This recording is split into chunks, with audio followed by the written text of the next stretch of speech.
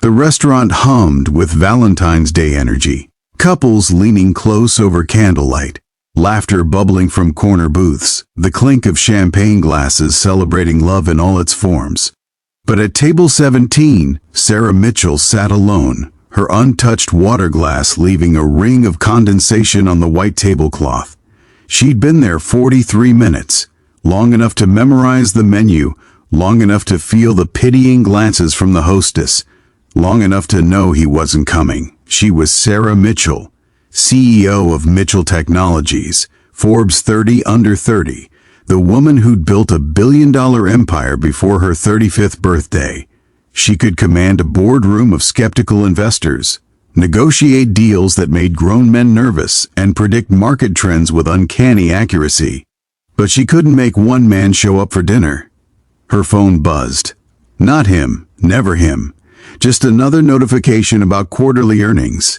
Your blind date didn't show up either. The voice was soft, almost apologetic. Sarah looked up to find a man standing beside her table, maybe 40, with kind eyes and a small boy clutching his hand. The child couldn't have been more than 6, wearing a button-up shirt that was slightly too big and a clip-on tie hanging crooked around his neck.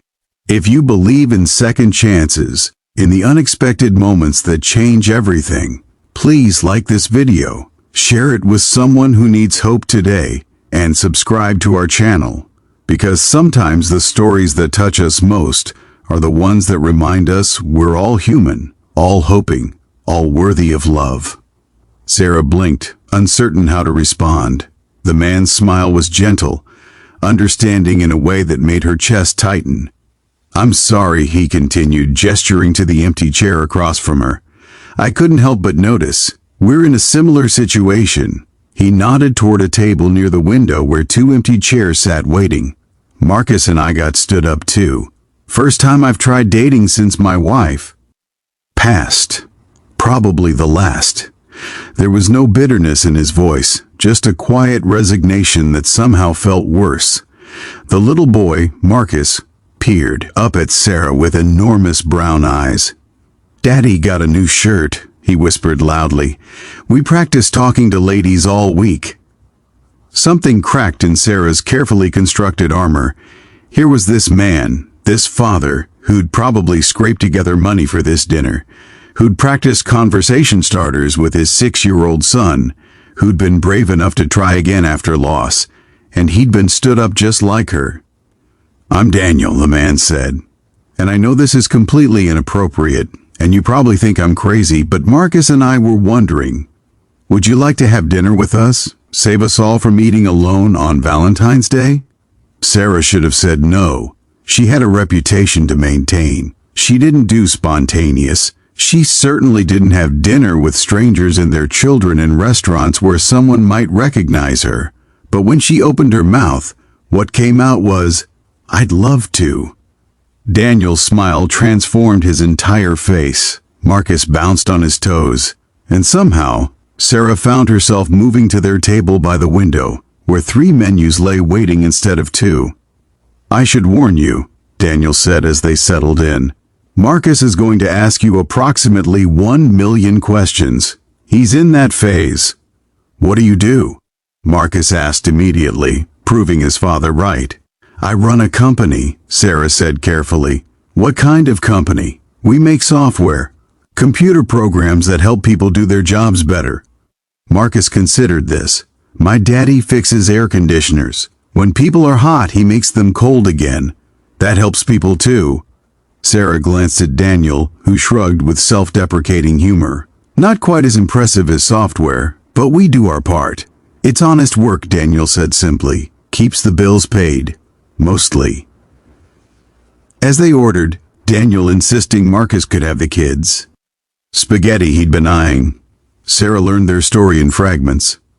Daniel's wife had died 3 years ago, cancer, leaving him with a 2-year-old and a mountain of medical debt. He worked 2 jobs. His mother watched Marcus during his evening shifts. Tonight was supposed to be his first attempt at finding companionship again, encouraged by his sister who'd set up the blind date. "She meant well," Daniel said, But I think the woman took one look at the single dad situation and reconsidered. Can't blame her, really. It's a lot. It shouldn't be, Sarah said quietly. It takes courage to keep going, to try again. That's not a lot. That's admirable. Daniel looked at her then, really looked at her, and Sarah felt seen in a way she hadn't in years. In her world of power suits and corporate strategy, no one saw Sarah the person. They saw Sarah the CEO, Sarah the billionaire, Sarah the woman who had it all figured out. But she didn't. She'd built an empire and lost herself somewhere in the foundation. Marcus, blissfully unaware of the adult's weighted silence, launched into a story about his first-grade teacher's pet hamster.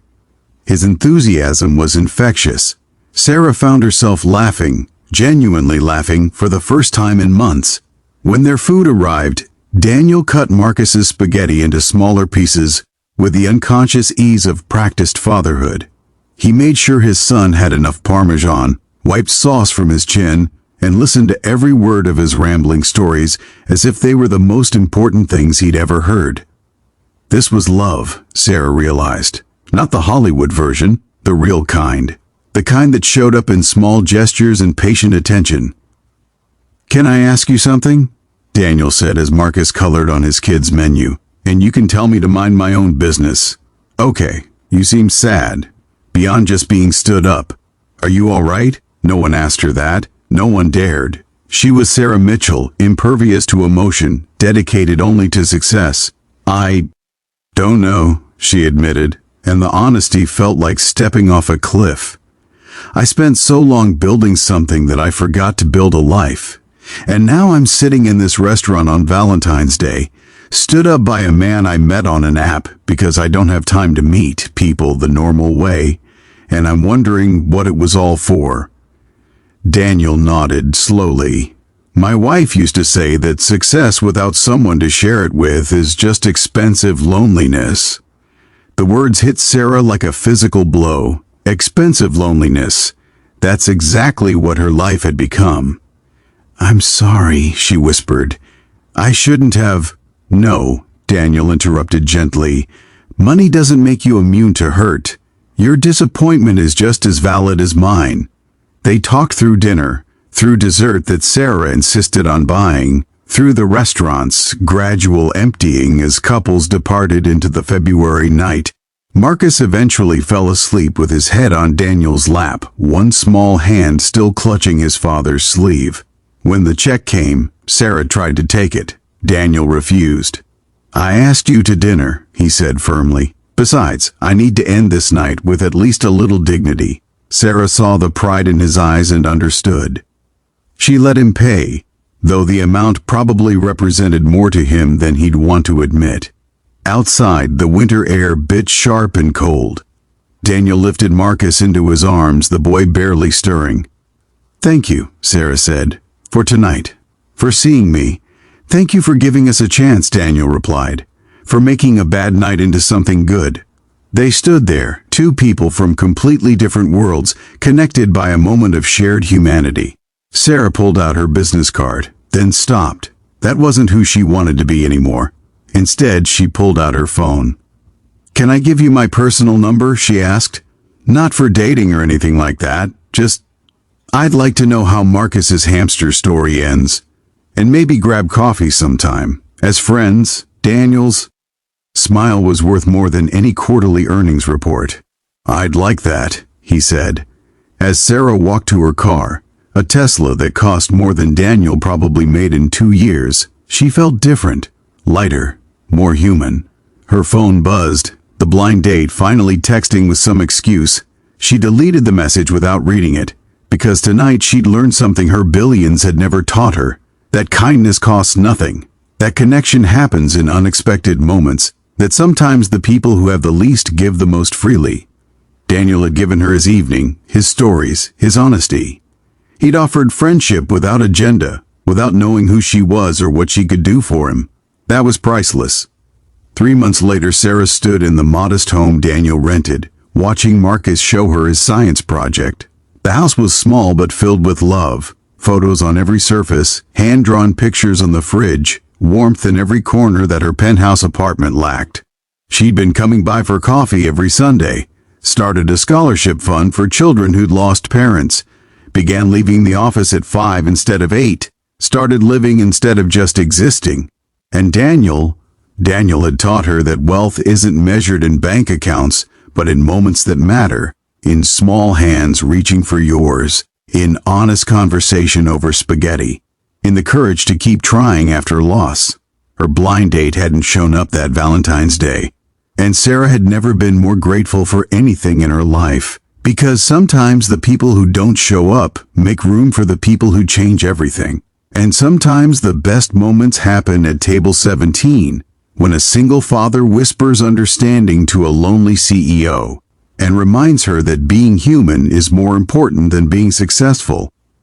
That kindness is the only currency that truly matters, and that love, real love, shows up in the most unexpected ways.